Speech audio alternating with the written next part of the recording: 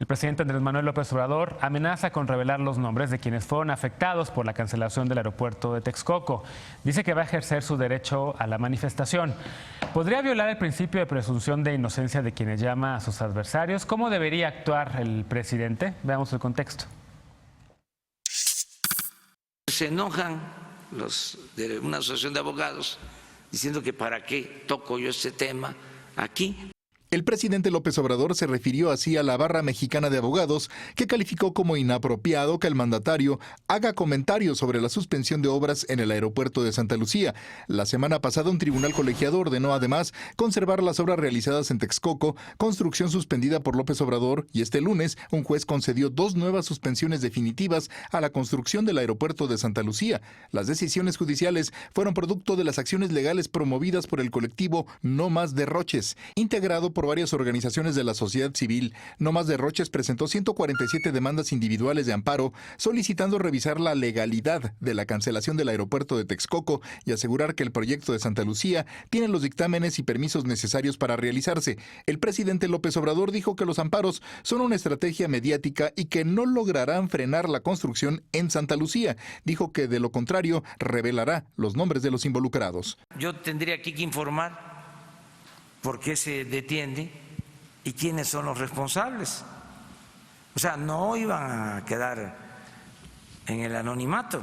La Barra Mexicana de Abogados consideró inapropiado que el Ejecutivo Federal intervenga en asuntos jurisdiccionales y lo exhortó a abstenerse de intervenir en el ejercicio del derecho a la defensa de las personas y la independencia del Poder Judicial. Este lunes el mandatario dijo que no se callará y que los inconformes son personas vinculadas con la obra que no pudieron consumar la tranza.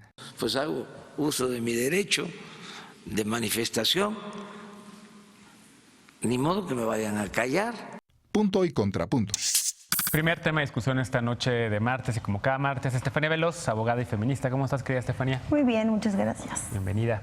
Ana Villagrán, ayer estuvo al frente de este programa. Gracias, ¿cómo te fue? Muy bien, me gustó bastante ser Genaro, no es fácil, ¿eh? No, concejala de la Alcaldía Cuauhtémoc. Martín Vivanco, académico y abogado, ¿cómo estás? Bien, buenas noches. Bienvenido. Alejandro Encinas, politólogo y simpatizante de la 4T, ¿cómo estás? Muy bien. Bueno, a ver, ¿cómo estamos viendo este tema? Vamos a empezar primero con los puntos de los compañeros de la 4T. A mí, yo sí tengo que decir que a mí me encanta que haya un colectivo que se llama No Más Derroches, que sean ciudadanos con intereses o sin intereses, con el puro interés simplemente de ser un contrapeso o con el interés de querer defender un proyecto económico. Creo que está bien, en democracia deben existir este tipo de cosas. Ahora, no sé qué tanto esté bien el que el presidente López Obrador amenace con decir quiénes son esas personas, intimidarlas de cierta manera, porque pues es el presidente de México, es la persona que encabeza y que representa en teoría todas de todos los mexicanos y que está utilizando el bully pulpit de las conferencias mañaneras, esa presencia tan importante que le da salir a hablar a los medios de comunicación todas las mañanas para decir que él tiene los nombres de quienes están detrás de esto y que los va a dar a conocer. Ya lo decía la nota, ¿viola o no presunción de inocencia? ¿Se vale o no se vale? ¿Tú cómo lo ves? Bueno, no viola la presunción de inocencia porque no hay un juicio en contra de ellos. Incluso ellos son los que están introduciendo los amparos, que si para derroches nos vamos, pues 147 amparos implican un derroche millonario de recursos. Yo le invitaría al público en general, al ciudadano de a pie, a introducir un amparo en el Poder Judicial, a ver si con ese proceso tan pronto y expedito, sí, pero no son ciudadanos de a pie ni encarnan esa representación prístina de la sociedad civil para nada. Al contrario, tienen intereses detrás. Y yo creo que el presidente no tiene por qué publicar los nombres, puesto que estos nombres ya son públicos. ¿Quiénes son? Son Claudio X González y la patronal, el sindicato de patrones, la Coparmex, que realmente pues hay un gran antecedente. A mí me remonta esta rivalidad a 2004, cuando por pretender construir una avenida que conectara un hospital privado con el resto de las vialidades, se desaforó al entonces jefe de gobierno Andrés Manuel López Obrador. ¿Quiénes estuvieron detrás de...? Intentó desaforar, ¿no? Se desaforó. Sí, se desaforó. Les quitaron los derechos políticos de modo que no pudiera competir en las elecciones de 2006. ¿Quiénes estaban detrás de esa medida? Pues los mismos que están ahora introduciendo estos amparos. Hay que recordar que el papá de Claudio X González, también homónimo, fue de los que financió la campaña negra, la campaña sucia en 2006, que incluso el Tribunal Electoral declaró ilegal y que puso en riesgo la equidad y la libertad, la imparcialidad de la contienda en aquel entonces. Está al fallo. También fueron funcionarios con Ernesto Zedillo. Hay una larga trayectoria de rivalidad con todo aquel proyecto que quiera ser de izquierda. Y a mí me recuerdan a los think tanks que en Estados Unidos tienen mucha influencia en incidir en la opinión pública, que fueron financiados por los hermanos Koch, que tenían intereses petroleros multimillonarios y que financian este tipo de organismos think tanks para ir creando un sentido común, para que sus ideas e intereses particulares sean interiorizados por el resto del público y se asuman como el sentido común de la época. Son inversiones millonarias y que tienden a generar este tipo de identidad entre aquellos que son pues, los oprimidos con sus opresores. Esto es equivalente. Fíjense cómo nubla un poco el odio que algunos activistas de la sociedad civil tienen con la sociedad civil, que tienden a identificarse con los grandes, con el gran capital, tan solo para enfrentar o para meterle piedras en el zapato a López Obrador. Hay que decir que no se va a suspender la obra, que no más derroche, estoy de acuerdo, pero de algo fundamental y que es irrecuperable. No más derroche de tiempo. El país necesita inversión pública para detonar inversión privada. A ver, te escucho perfectamente, pero yo quiero hacer un contrapunto. ¿Por qué? Porque durante muchos años en las dictaduras de América Latina, estos grupos empresariales pues no usaban el Estado de Derecho para combatir las decisiones de personajes como Augusto Pinochet. Más bien llegaban, pero como Salvador Allende, más bien llegaban y los derrocaban.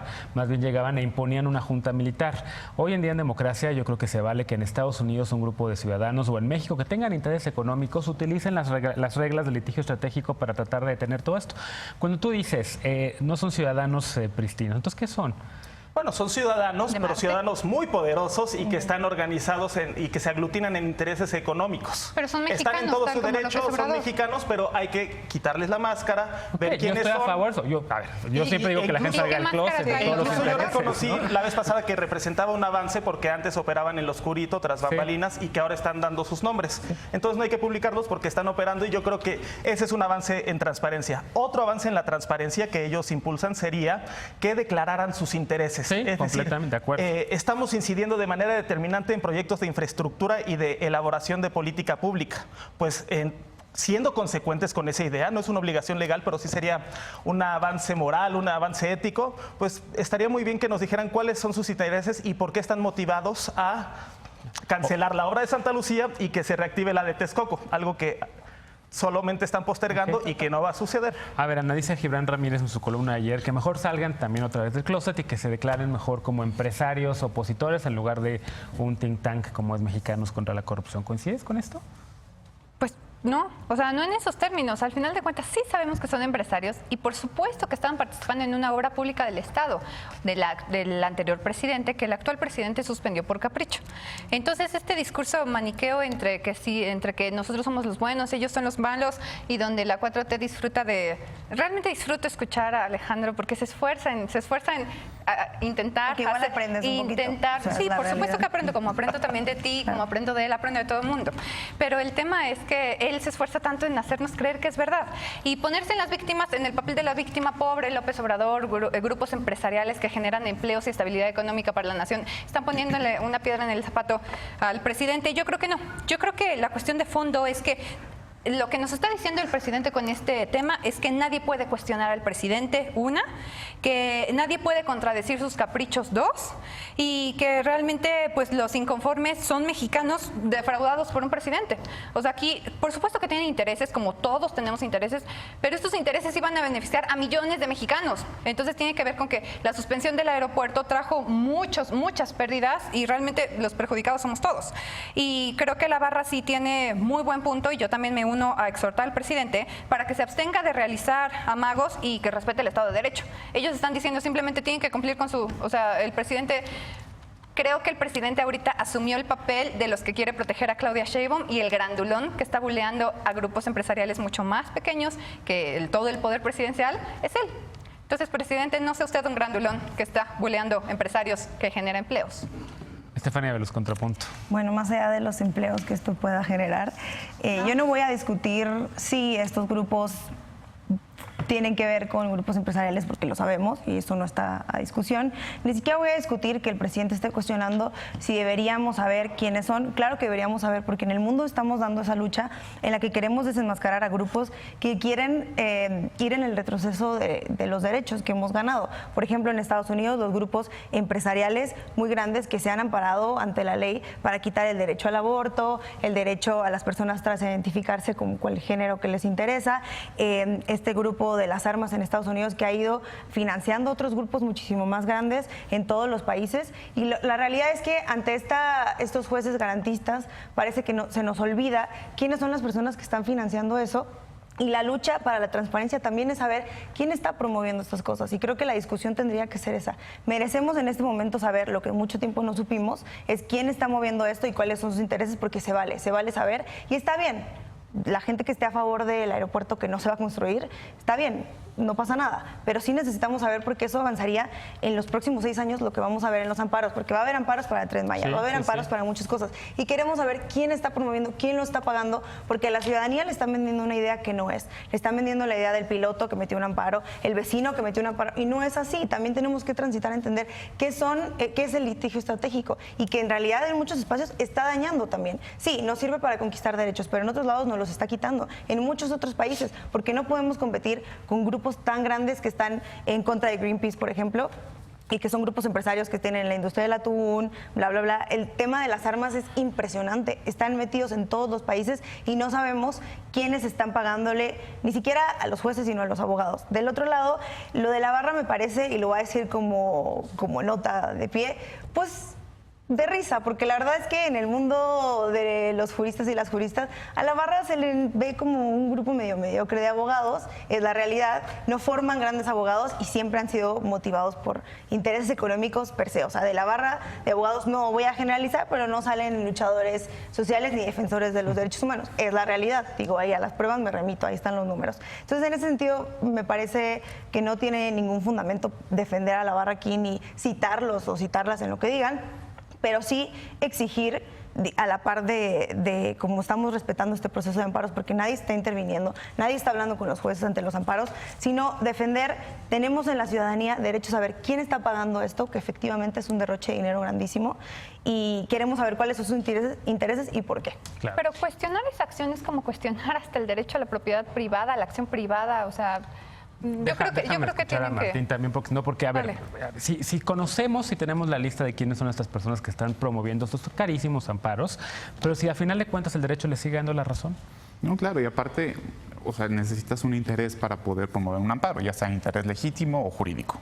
Y en este caso se juntaron grupos que tenían ambos intereses, son muy técnicas las especificaciones, pero a ver, ¿quiénes promueven el amparo? Los afectados, y obviamente hay gente detrás que paga a los abogados, etcétera, eso es todo conocido. Y aparte, pues ya lo están señalando, todo el mundo sabe que es Mexicanos contra la corrupción. Entonces, eventualmente se va a saber quién está detrás de los amparos, en lo cual estoy totalmente de acuerdo de que sean transparentes. Y también estoy de acuerdo contigo que los abogados y, o sea, mis colegas no se saben explicar, casi siempre que salen a decir una aclaración pública la riegan, porque no sabemos explicar nada de formación profesional. ¿Cuál es el valor que estamos defendiendo? No estamos defendiendo que se construya un aeropuerto o no se construya un aeropuerto, o que le toquen 100 millones de dólares a alguien o no a alguien. Lo que estamos defendiendo es una cosa muy sencilla, porque todo el mundo llega y no, el artículo 16 dice, a ver, es cuando hay una relación de poder, hay un poderoso y hay alguien que obedece. El poderoso normalmente cuando tiene poder puede abusar de ese poder. Por eso nos dimos una serie de reglas, ¿no? Para que el poderoso se ciña a esas reglas y no pueda abusar del más débil. Estado de Derecho. Entonces, Estado de Derecho, Estado constitucional, como lo quieran ver. Entonces, lo único que estamos diciendo es, a ver, ¿con base en qué cancelaste una obra de Texcoco en una consulta patito? Se cancelaron después los contratos individuales. ¿Con base en qué estás cancelando a mano alzada un Metrobús de La Laguna? ¿Con base en qué facultad tienes? Tú como gobernante solamente puedes hacer lo que está expresamente facultado por la ley por algo muy sencillo, porque queremos saber qué puedes hacer y qué no puedes hacer. Y el amparo efectivamente es muy técnico, efectivamente es muy costoso, pero es el medio de protección constitucional que tenemos desde el siglo XIX para poder decirle al poder público, oye, hasta hasta aquí llegas, ¿eh? ¿No? Y el Poder Judicial, cuando hablamos de independencia, solamente lo que estamos diciendo es, aunque la mayoría opine lo que opina la mayoría, hay límites al poder. Efectivamente puede ser politizado, efectivamente hay ideología, así como hubo ideología cuando a través de amparos de acciones legales legalizaron el aborto y todo lo que hizo la jueza, por la película esta extraordinaria de la jueza, se me fue el nombre, que ahorita está en Greenberg, ¿no? Así se ha hecho, ¿no? Entonces, efectivamente, que develen los intereses, pero también que sepamos exactamente lo que está en juego.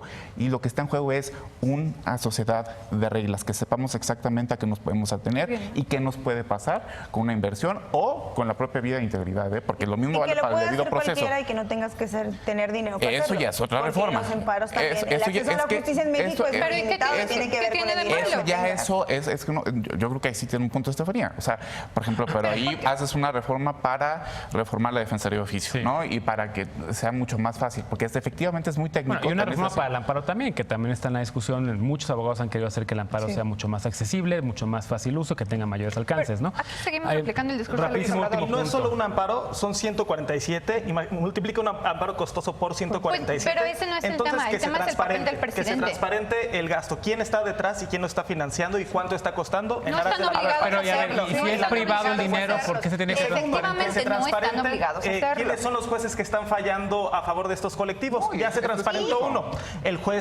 Un juez que falló a favor de esta cancelación también condonó las multas que se le impusieron a OHL. Es decir, todos los caminos conducen a Odebrecht. Bueno, vamos a hacer una pausa. Regresando, Claudia Sheinbaum reorganiza cuerpos policíacos en su estrategia contra la delincuencia después de recibir serios cuestionamientos por secuestros y por violencia aquí en la Ciudad de México. No te vayas, regresamos a Punto y Contrapunto.